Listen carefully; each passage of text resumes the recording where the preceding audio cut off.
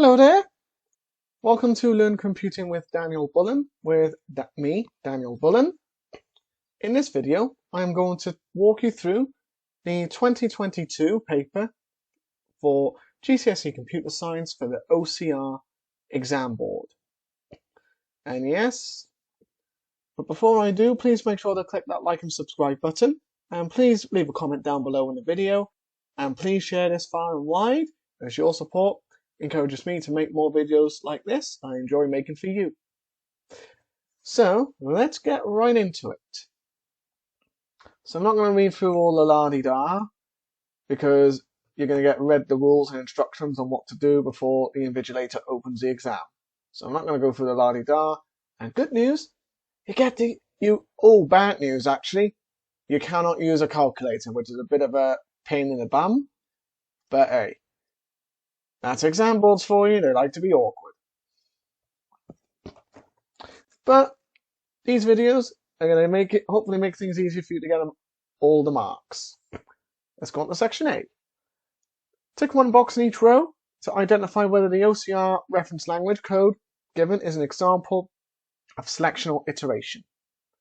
The first two is going to be iteration, because you've got one count controlled loop, condition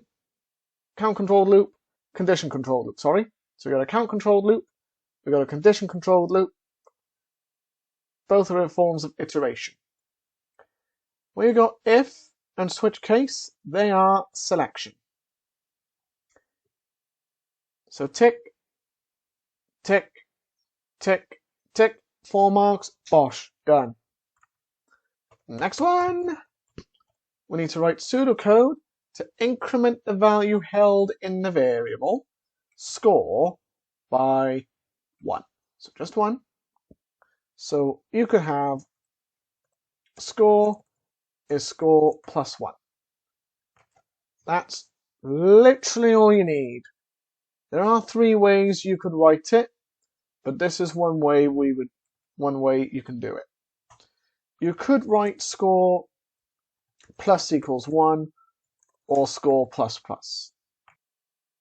Any one of these will get you a mark, because it's a form of increment. Just doing it in 3 different ways. Okay, state the name of each of the following computational thinking techniques. Breaking down a complex problem to smaller problems, that's decomposition. Hiding or removing irrelevant details from the problem to reduce the complexity, that, ladies and gentlemen, is abstraction. Let's go on to the next one. So, a fast food restaurant offers high-priced meals if the customer is a student or has a discount card. The offer is not valid on Saturdays. So, computer system is used to identify whether a customer can have half-price meal. Table identifies 3 inputs to the computer. A is a student, B, discount card, C, current day is Saturday. So we've got a logic system, P equals A or B, and not C is used. So we need to complete the following logic diagram by drawing one of the logic gates in each box. So this is how we can do it. So if I was to draw it, you would have an OR gate here. There's your OR gate. Here is your AND gate. And here is the NOT gate. Yeah, my badly drawn gates, but that's the idea nonetheless. It might be badly drawn, but it's because it's me trying to draw on a computer.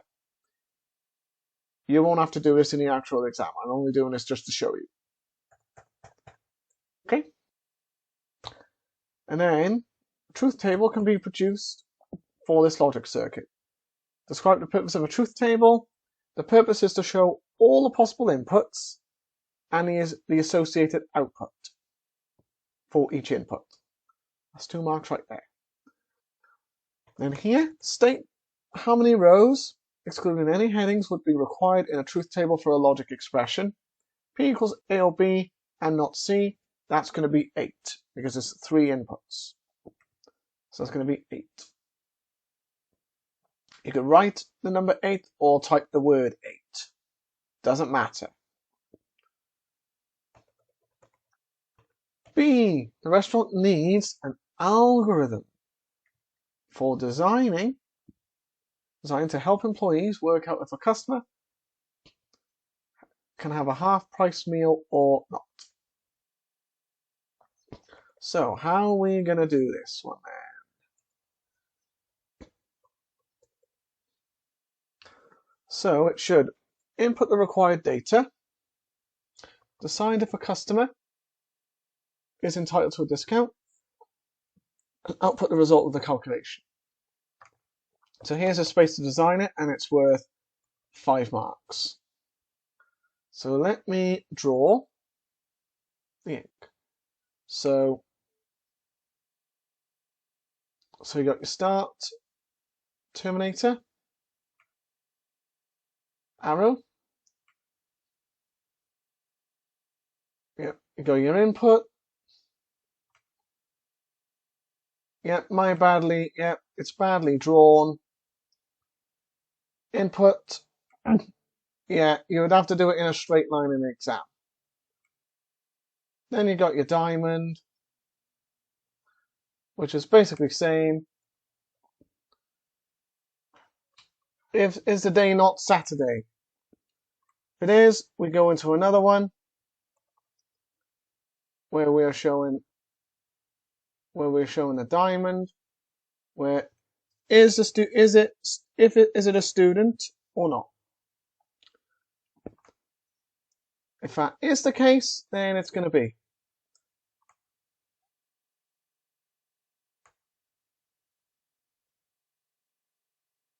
That's my badly drawn parallelogram.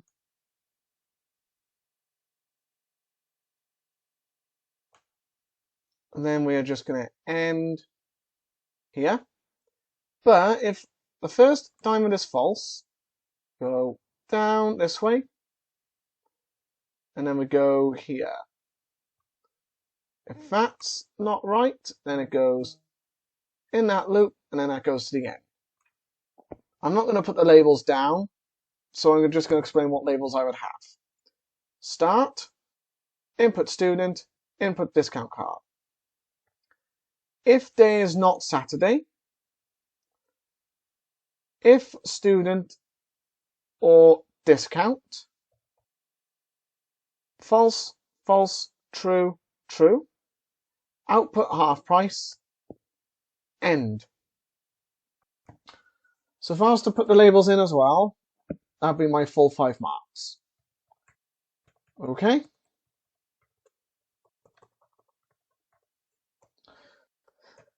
Okay. The restaurant adds a service charge to the cost of the meal depending on the number of people at the table. So if there's more than 5 people, 5% is added to the total cost of each meal, and customers can choose to leave a tip.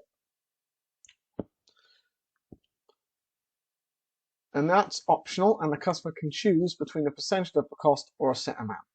So you need to identify all of the additional inputs that will be required for this charge to change the algorithm. So, for 2 marks, we could say number of people is another input, and a choice between percentage and value. That would get you 2 marks. Okay?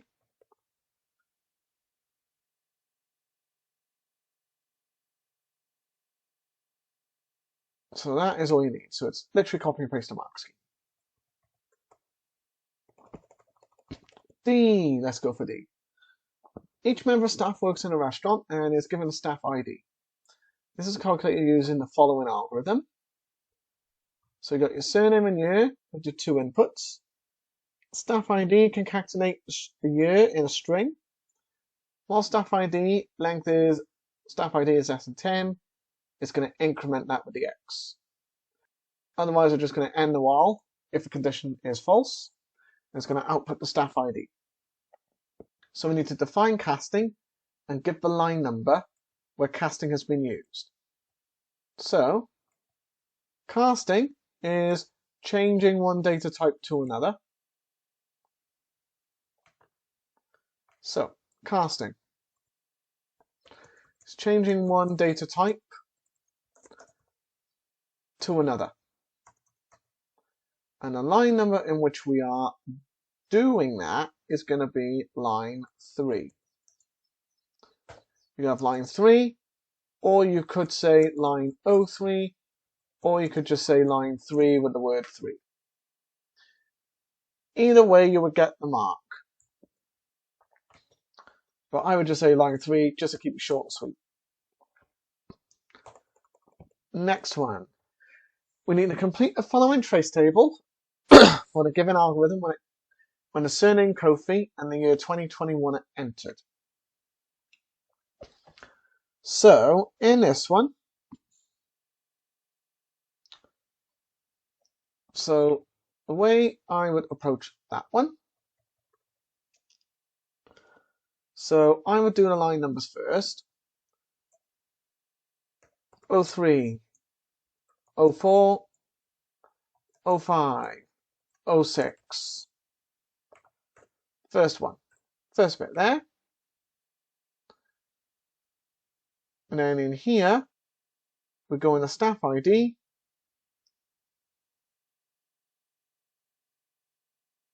Which goes into, so I should have said 03, 05, 05, 7. And then in the first ones, I would have Kofi 2021, Kofi 2021 X, and then Kofi 2021 XX. And then for the final one, Kofi 20, it would be ID Kofi 2021 XX. That would get you 4 marks.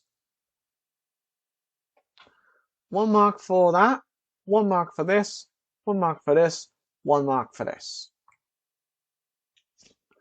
That is our trace table. Next one. Number 3.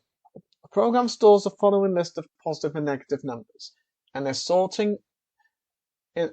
The numbers need sorting into ascending order using a merge sort algorithm. So we need, the first step is to divide the number into individual lists until it's every number each. So that's been done. So now we need to complete the merge sort, showing each step of the process. So we would need to merge 12 and 45, minus 99 and 100, minus 13 and 0, minus 27 and 17. So we got 4 pairs. And then we're going to merge minus 99, 12, 45, 100. Then I'm going to have minus 27, minus 13, 0, 17. Minus 99, minus 27, minus 13, 0, 12, 17, 45, 100. And that is our merge sort. Done. Okay. On to the next one. Once the numbers are in order, binary search can be run on the data. So when you describe the steps binary search will follow to look for a number in a sorted list. So the way we would do, so the 1 mark for bullet point. So the steps we'll be taken is as follows. We need to select the middle number and check if the selected number is equal to that target number. If searched number is larger, then we discard the left half. and then we repeat that until the number is found or the remaining list is of size 1 or if the number's not found. So that is the steps of a binary search. Okay? And C, a linear search could be used instead of a binary search. So describe the steps a linear search would follow when searching for a number that's not in a given list. So when doing a linear search, we're starting with the first value, and then we're checking all the values in order. That's literally it. Question 4. Jack is writing a program to add up some numbers. His first attempt at the program is shown. So give 2 ways that the maintainability of this program could be improved. Well, you can add comments and name the variable sensibly. Or what you could do is use a loop. Instead of typing in a number 5 times, just use a for loop and just have that statement enter a number once. But if it was me, I'd have add comments and you could use a loop. Okay. Next one. Jack's program uses addition, arithmetic operator, which adds 2 numbers. So now we need to state the purpose of each of these arithmetic operators in a table. Asterisk is multiplication, / is division. Nice easy marks. Easiest marks you can get.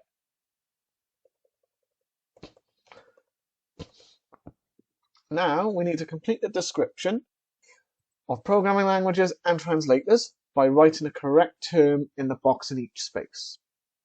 So this is a classic fill in the blanks. So Jack writes his program in a high-level language.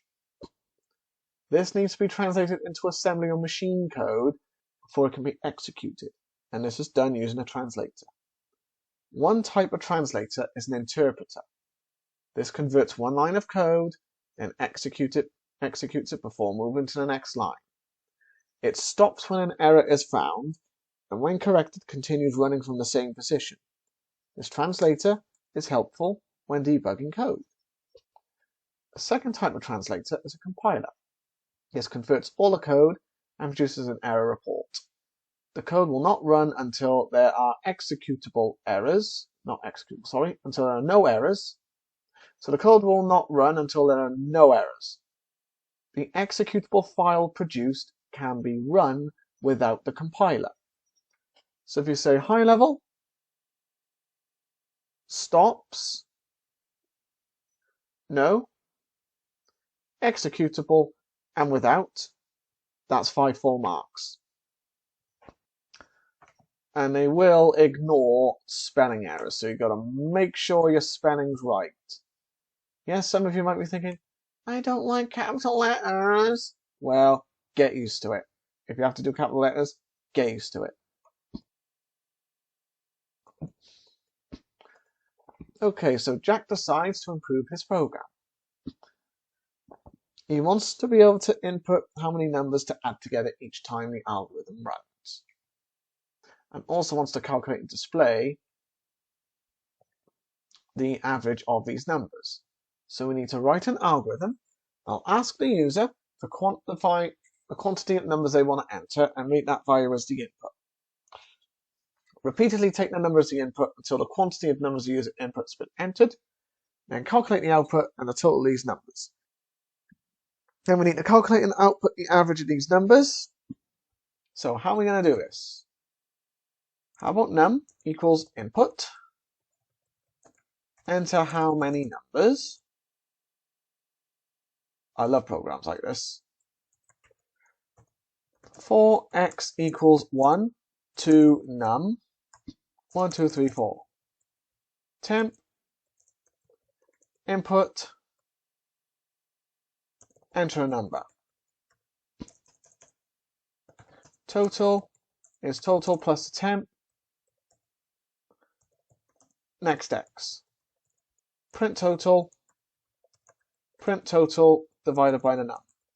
Bosh, done. Yes, and some people are probably looking at the screen going, how are you going to do a full loop in less than 2 minutes. Yeah, I've been asked that question before by one of my students before.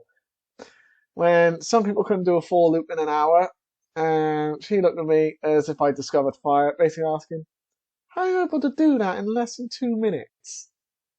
Well, it's pretty easy. Just do that. Bosh. Okay. That's our pseudocode. I've done that in about 2 minutes. No pun intended. Section B. OCR advises you to spend at least 40 minutes on this section. Some questions require you to use either the OCR reference language, which is pseudocode in plain speak, or some high-level language you have studied. So that could be Python, that could be C#, that could be Java. So customers in a hotel room can stay between 1 and 5, inclusive, so 1 and 5 is included, those nights, and can choose between a basic room or a premium. Ooh, premium, that's a bit pricey, isn't it? But hey, state the most appropriate data type for the following fields. Nights, room. Nights, integer. Room, string. Bosh, done. Yeah, room is actually a string. Give the name of one field that could be stored as a Boolean data type. Have a look, process of elimination. It's not going to be first name. It's not going to be surname.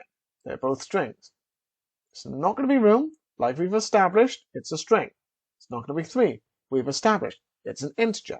What are we left with? False. Done. The way I would approach a question like that is the process of elimination. Eliminate all the bits that you know is wrong and see what you're left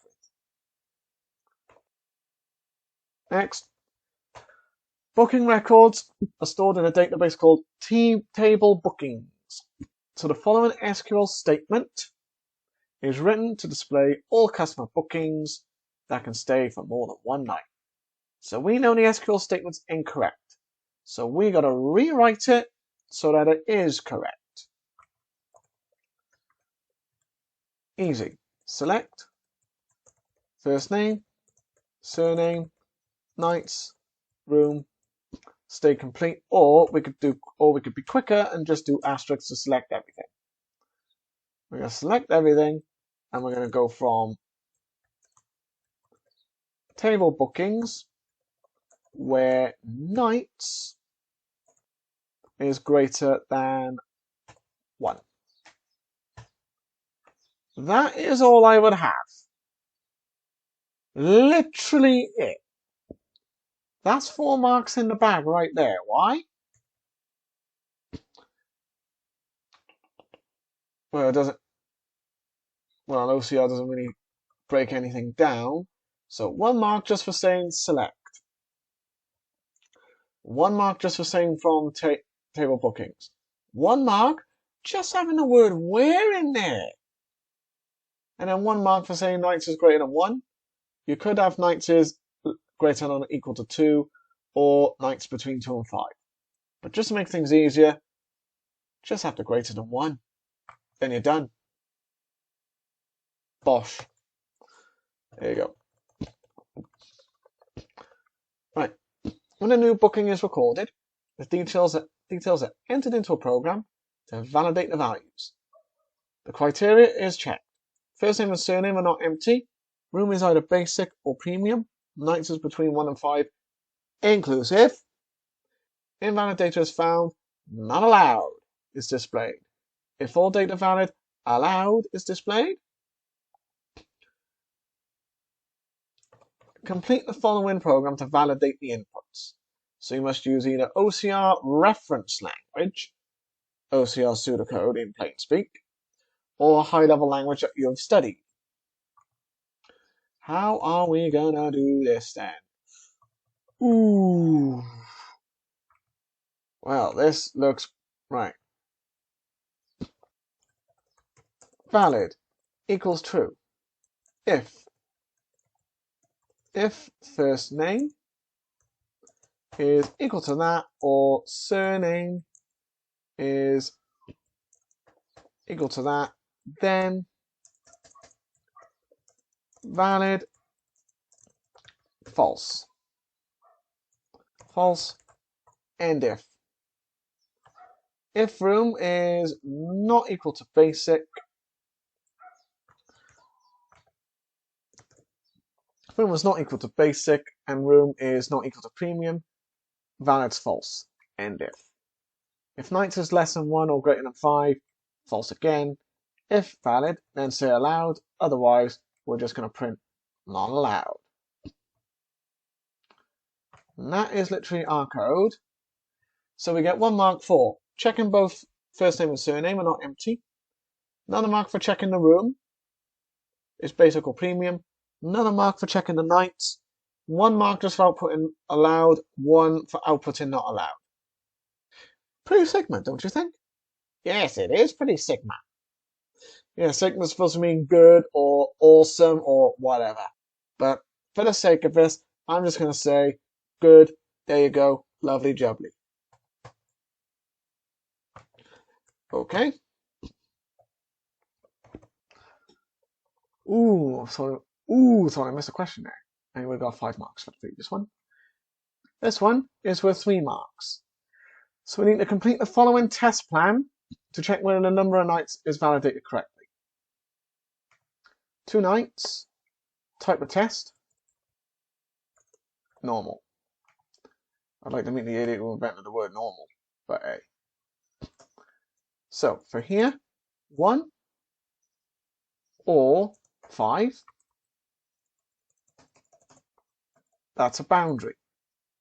And then the next one, 7, not allowed.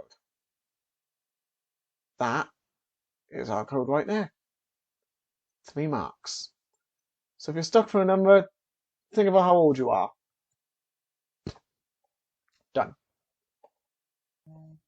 On to the next one. A basic room costs 60 quid each. So we need to create a function, new price, that takes a number of nights and a type of room as parameters and calculates and returns the price to pay. You don't have to validate the parameters using, again, OCR reference language or a high-level language. I'm just going to use OCR reference language because OCR pseudocode is their own pseudocode. So I'm going to do function, new price, nights, room. If room is equal to basic, then price is 60 times nights. We have else if room is premium,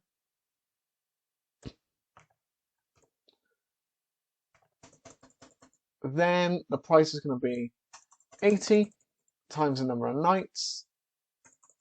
Then we end the if, then we return the price, and then we end the function.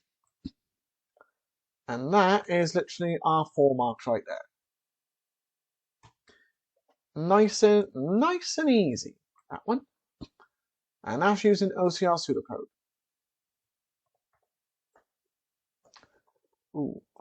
Then we need to write program code that uses a new price to output the price of staying in a premium room for 5 nights.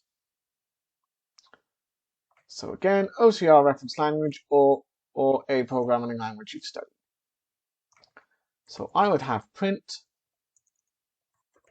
new price, premium as a parameter, and 5. Job done. Job done. Okay.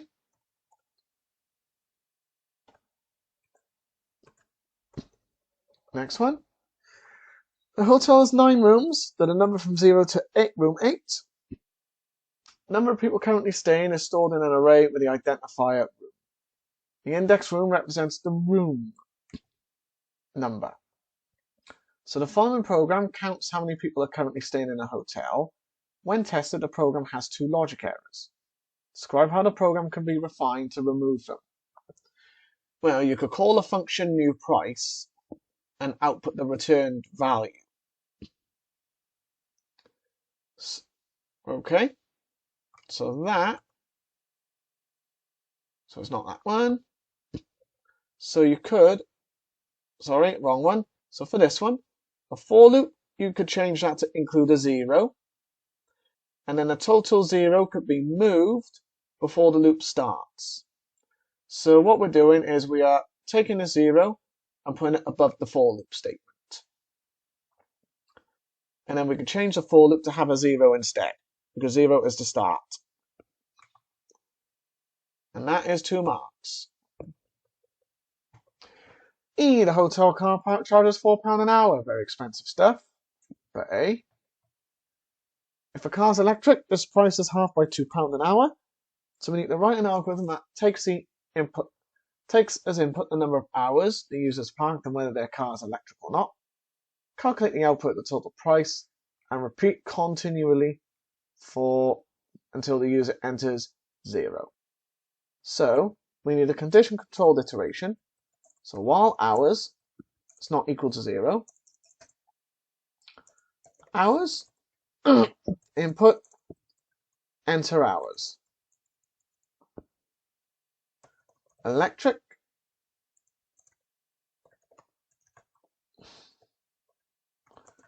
enter Y for electric or N. N meaning no. And if electric is Y, then price is hours times 2.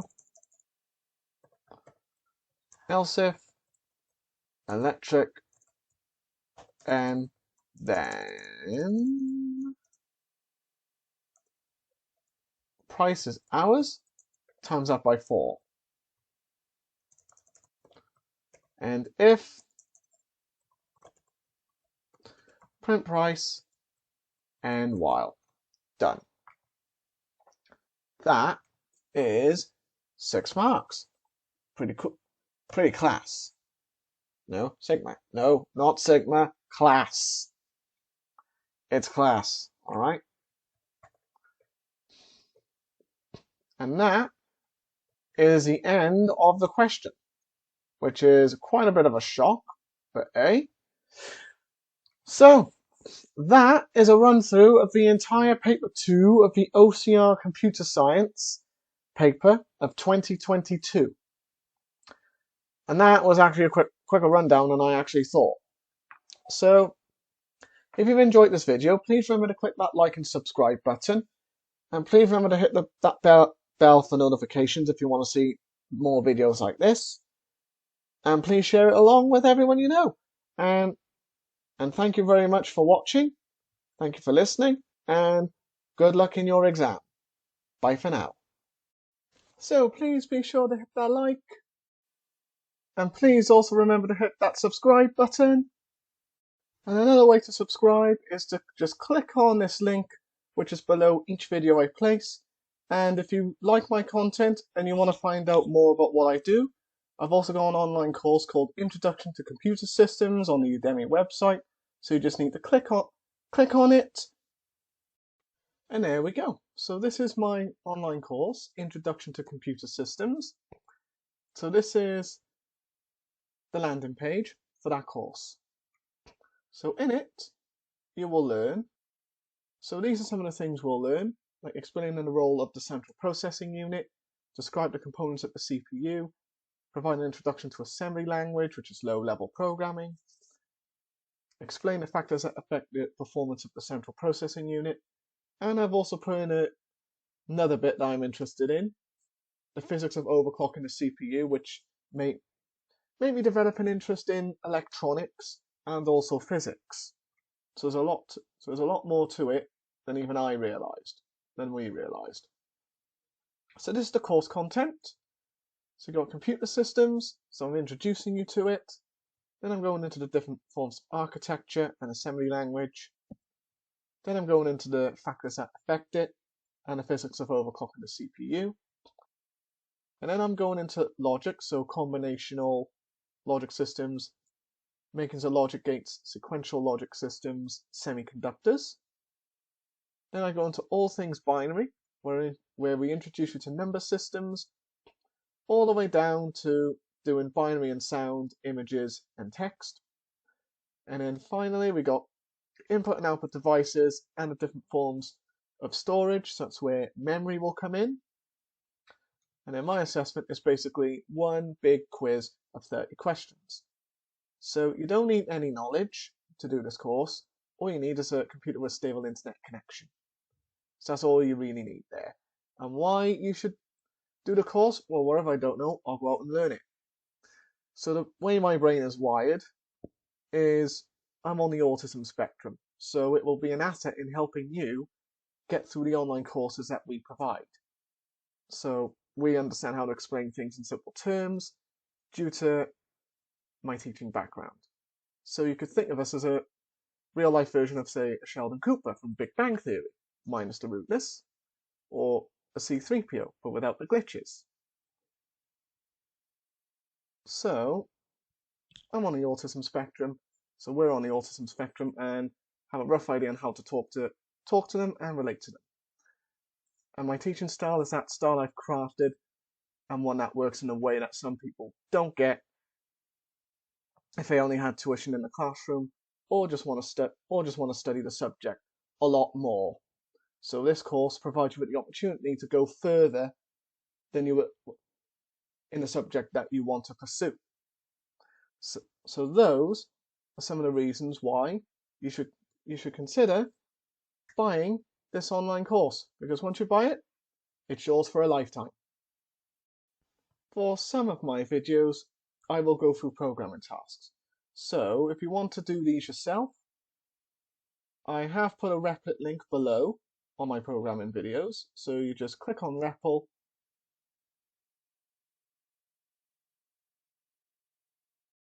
and this is what you need if you haven't signed up at all. So you just click sign up. If you've got an account, you just click login, and once you've logged in or signed up, this is the page that will appear. So if I was to log in right now,